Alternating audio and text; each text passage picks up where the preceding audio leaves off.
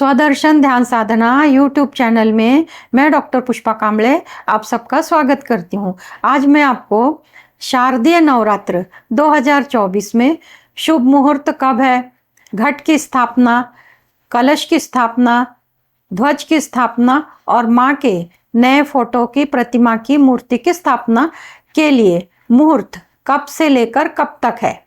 गुरुवार दिनांक 3 अक्टूबर से नवरात्रि पर्व का आरंभ होगा। प्रतिपदा तिथि 2 अक्टूबर को दोपहर में 12:18 से शुरू होगी और 4 अक्टूबर के रात्रि में 2:58 तक रहेगी। उदया तिथि के अनुसार शारदीय नवरात्रि 3 अक्टूबर से शुरू होगी।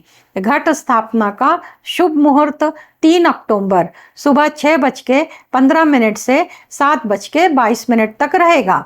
दूसरा अभिजीत मुहूर्त सुबह 11:46 से दोपहर 12:33 तक रहेगा। नवरात्रि में 9 देवी के 9 रूपों की पूजा की जाती है। नवरात्रि में 9 दिन माँ को भोग लगाने की चीजें इस प्रकार। पहले दिन माँ शैलपुत्री को घी से बनी मिठाई का भोग लगाना है। मंत्र ह्रीम शिवाय नमः 108 बार करना है। शरीर में जो भी व्याधि है, बीमारी है, दर्द है, वह ठीक होने के लिए प्रार्थना करनी है। दूसरे दिन माँ ब्रह्मचारिणी को पंचामृत का भोग लगाना है। मंत्र ह्रीम श्रीम अंबिकाय नमः 108 बार करना है। लंबी उम्र के लिए प्रार्थना करनी है। तीसरा दिन माँ चंद्रघंटा को दूध से बनी मिठाई का भोग लगाना है। मंत्र ऐम श्रीम शक्त्याय नमः 108 बार करना है। सभी दुखों से मुक्ति पाने के लिए प्रार्थना करनी है। चौथे दिन माँ कुष्मांडा को मालपुआ का भोग लगाना है और मंत्र ऐम रीम देव्ये नमः 108 बार करना है। बुद्धि तेज होने के लिए प्रार्थना करनी है। पांचवें दिन माँ स्कंद माता को फल और नारियल का भोग लगाना है। मंत्र रीम क्लीम स्वामी याय नमः 108 बार करना है। स्वास्थ्य अच्छा रहने के लिए प्रार्थना करनी है। छठवें दिन माँ कात्यायनी को शहद का भोग लगाना है। मंत्र क्लीम श्रीम त्रिनेत्राय नमः 108 बार करना है। अपना व्यक्तिमत्व आकर्षण दिखे, प्रभावी व्यक्तिमत्व बना रहे, इसके लिए देवी माँ को प्रार्थना करनी है। सातवें दिन माँ कालरात्रि को गुड़ का भोग लगाना है। माँ का मंत्र क्लीम ऐम श्रीम कालिकाय नमः 108 बार करना है। शोक संकट से मुक्ति पाने के लिए प्रार्थना करनी है। आठवें दिन माँ सिद्धिदात्री को खीर का भोग लगाना है। मंत्र ह्रीम क्लीम ऐम सिद्धे नमः 108 बार करना है।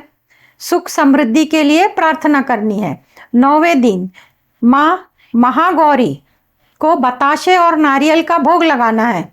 मंत्र श्रीम क्लीम रीम वरदाय नमः 108 बार करना है। संतान के लिए और संतान के सुख के लिए प्रार्थना करनी है। नवरात्रि व्रत में ली जाने वाली सावधानियां: नशीले पदार्थ का सेवन ना करें, प्याज लहसुन का इस्तेमाल ना करें। व्रत करने वाले लोगों ने चमड़े का इस्तेमाल नहीं करना, जैसे चप्पल, जूते, बेल्ट इत्यादि। व्रत करने वाले लोगों ने जमीन पर सोना चाहिए।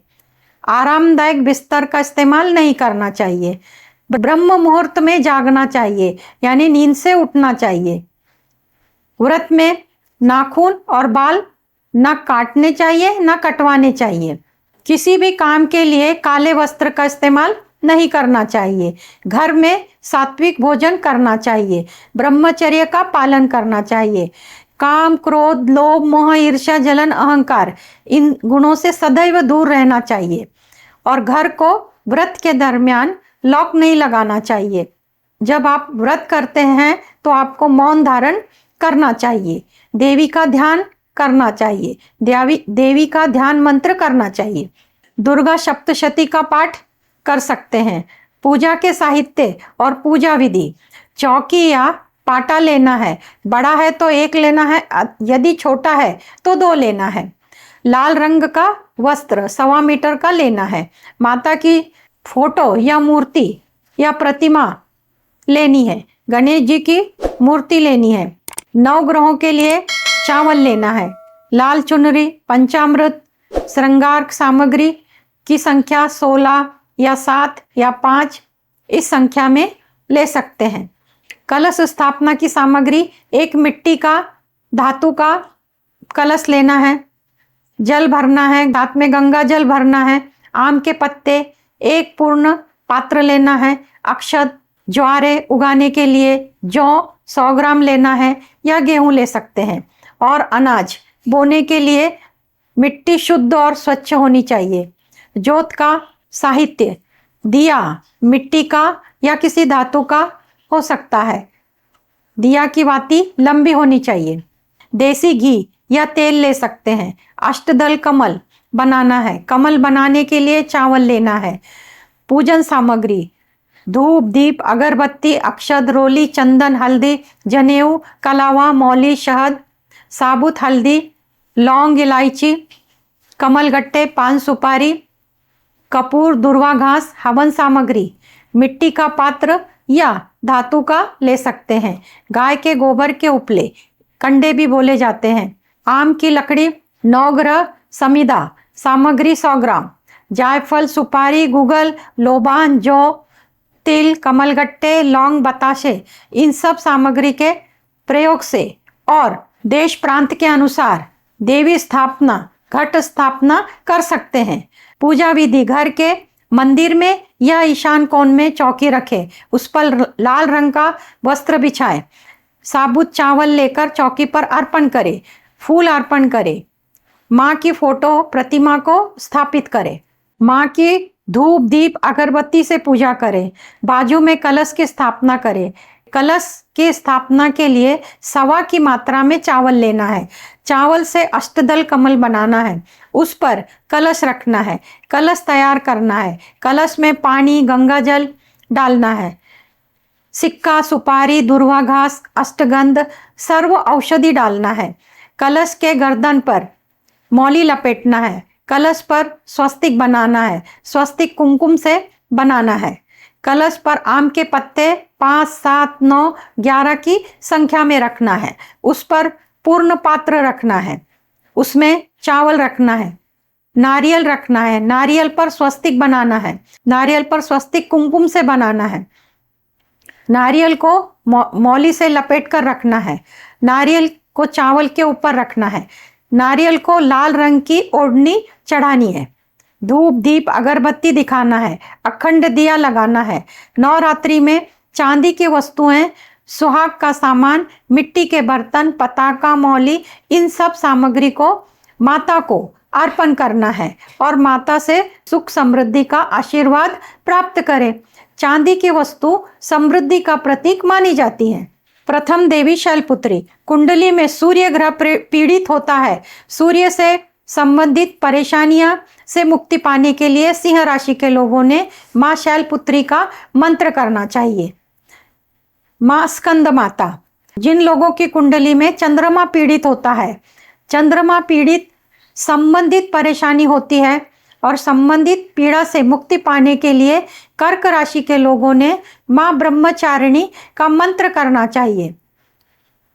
चंद्रघंटा, जिनकी कुंडली में मंगल ग्रह पीड़ित होता है और मंगल ग्रह से संबंधित परेशानियों से मुक्ति पाने के लिए मेष राशि और वृश्चिक राशि के लोगों ने माँ चंद्रघंटा का मंत्र करना चाहिए। माँ कुष्मांडा, जिनकी कुंडली में बुध ग्रह पीड़ित है, बुध से संबंधित परेशानियों से मुक्ति पाने के लिए मिथुन राशि और कन्या राशि के लोगों ने कुष्मांडा देवी का मंत्र करना चाहिए। माँ स्कंद माता, संतान प्राप्ति के लिए और संतान सुख के लिए स्कंद माता का मंत्र करना चाहिए। माँ कात्यायनी, जिनकी कुंडली में शुक्र ग्रह पीड़ित है, शुक्र संबंधी परेशानियों से मुक्ति पाने के लिए वृषभ राशि और तुला राशि के लोगों ने माँ कात्यायनी देवी का मंत्र करना चाहिए। माँ कालरात्रि, जिन लोगों की कुंडली में शनि ग्रह पीड़ित है, शनि ग्रह की पीड़ा से मुक्ति पाने के लिए मकर राशि और कुंभ राशि के लोगों ने कालरात्रि देवी का मंत्र करना चाहिए। माँ महागौरी, जिन लोगों की कुंडली में एक से अधिक ग्रह पीड़ित है उन सभी लोगों ने माँ महागौरी के मंत्र करना चाहिए। माँ सिद्धिदात्री, जिनकी कुंडली में ग्रह नीच राशि में है, एक से अधिक ग्रह नीच राशि में होते हैं, ग्रहों से पीड़ा मिल रही है, ग्रहों से पीड़ा की मुक्ति पाने के लिए माँ महागौरी का मंत्र करना चाहिए। दुर्गा सप्तशती का कौन सा अध्याय पढ़ने से क्या फल मिलता है नवरात्रि में, वो इस प्रकार। पहला अध्याय पढ़ने से समस्त चिंताएं दूर होती हैं, वहम तनाव शत्रु बाधा नष्ट होती है। नवरात्रि में दूसरा अध्याय पढ़ने से और तीसरा अध्याय पढ़ने से चालू मुकदमा जो चल रहा है, कोर्ट कचहरी संबंधित जो भी फैसला आना होता है वो आपके पक्ष में आता है, आपको उसमें सफलता मिलती है। नवरात्रि में दुर्गा सप्तशती का चौथा अध्याय का पाठ करने से अच्छे जीवन साथी के मिलने के योग बनते हैं, सुखी जीवन जीने के लिए वरदान मिलता है और दाम्पत्य सुख मिलता है। पांचवा अध्याय, नवरात्रि में दुर्गा सप्तशती का पांचवा अध्याय पढ़ने से तंत्र मंत्र की जो बाधा है उससे मुक्ति मिलती है। नजर दोष, जादू टोना टोटका किया कराया, इससे मुक्ति मिलती है। नवरात्रि में दुर्गा सप्तशती का छठवां अध्याय पढ़ने से बड़ी बाधा और बड़े से बड़ा संकट निवारण हो जाता है। नवरात्रि में दुर्गा सप्तशती का सातवां अध्याय पढ़ने से विशेष गुप्त कामनाएं पूर्ण होती हैं, जैसे प्रमोशन, गुप्त धन, गोपनीय कामनाएं पूर्ण होती हैं।